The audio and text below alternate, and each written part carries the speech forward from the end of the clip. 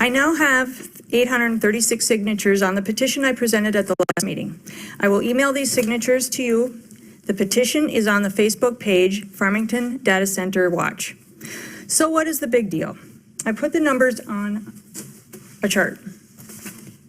These numbers I got from your city documents. In 2024, you approved 2.93 million gallons of water a day for Tract. The maximum amount of that annually would be 1,069 million gallons of water. In your AUAR, you have total wastewater discharge. You have a minimum and maximum. 354 million to 858 million gallons of total wastewater discharge. That is before evaporation. Evaporation on a normal water-cooled system would be 50% plus, generally. The next two columns are domestic water discharge. Domestic means typical office setting, the water from bathrooms and sinks. Your minimum is 236 million gallons. Maximum is 572 million gallons of domestic wastewater discharge. I do not understand those numbers at all. That's a lot of toilet flushing. Just recently, 2 months ago, you approved for Tract this amount, 50 million gallons of water annually. This does not match any of this. This is our problem. This is what's on your AUAR. This is not. Something major happened. Something big happened here. This is huge.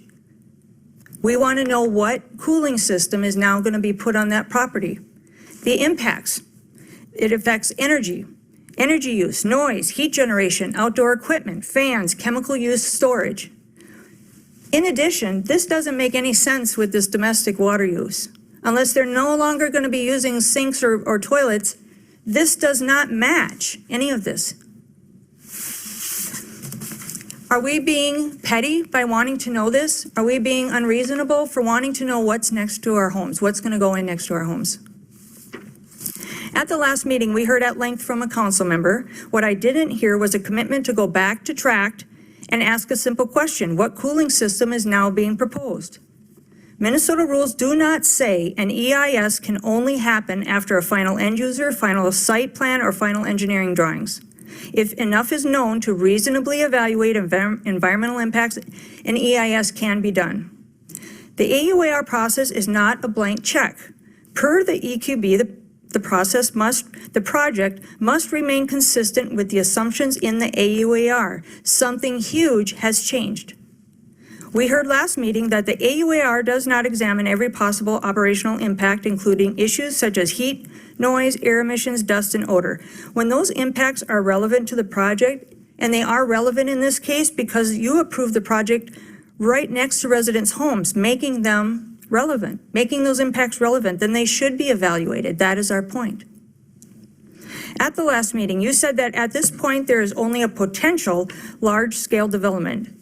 Do you know that Tract is working on the land as we speak? I don't think they think it's potential. How can you argue that the AUAR is sufficient while also admitting that so many significant impacts aren't even being analyzed? How can you argue that no additional review is necessary because the final details are not known, but then refuse to go obtain some major final details for your residents? And saying the impacts would just happen somewhere else, I feel, is a lazy argument.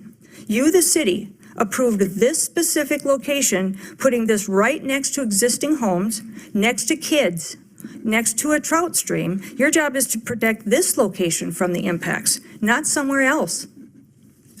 Until the city explains the cooling system and changes in the water use, residents have a real reason to feel unprotected and without a valid AUAR. We can see right in front of our eyes. Good evening, Mayor, Council.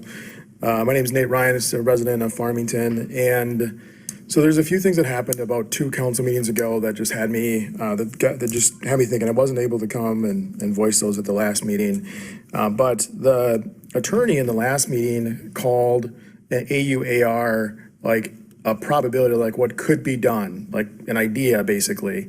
But an AUAR is project specific. You looked and identified 2 specific projects, and EIS is very project specific.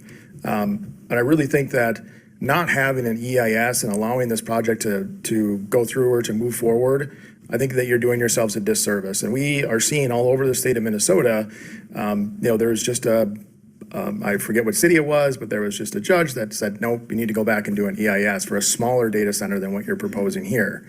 So you're seeing court cases not go in the favor, right?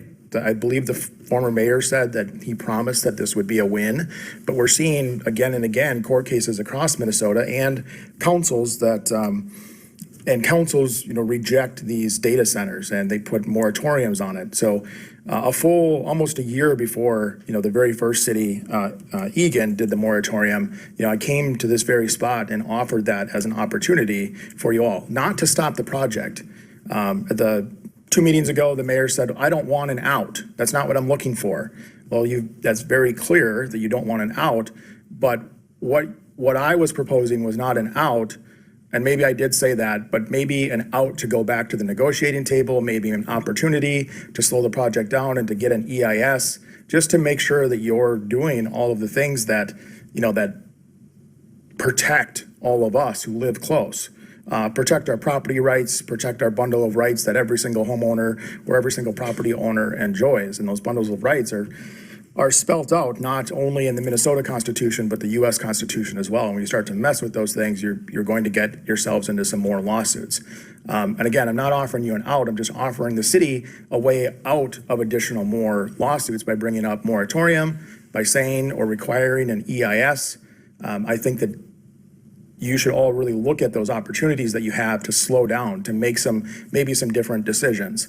I've never come up here and said, and I'll continue to say this, because you all seem to loop everyone in. If we don't like one project, then we're just against Farmington altogether, right? That's not accurate. That's just not true. I oppose this project because of the way that the zoning was done. I oppose this project because it is an industrial project. I oppose this project because it impacts and has gone through this council way too quickly. And so I come up here offering opportunities, maybe not for an out, but opportunity for a moratorium to slow things down, opportunity for an EIS. So you've gone as far as to approve a site plan, but what about the soil that sits on the golf course? When they start moving the dirt and the dust starts floating around, what about the 30 years of chemicals that they put on that lawn to make it greener, to deal with the weeds or whatever else? What are all those chemicals going to do? And would you be worried about those if your child lived close by, or your child lived across the street? What about the issues that you're having with the title work right now, right? So I know there's a big dispute over the fence, 11 feet. What if all that's wrong and affects the entire neighborhood? And again, it's just, and I will place blame, it's all of you.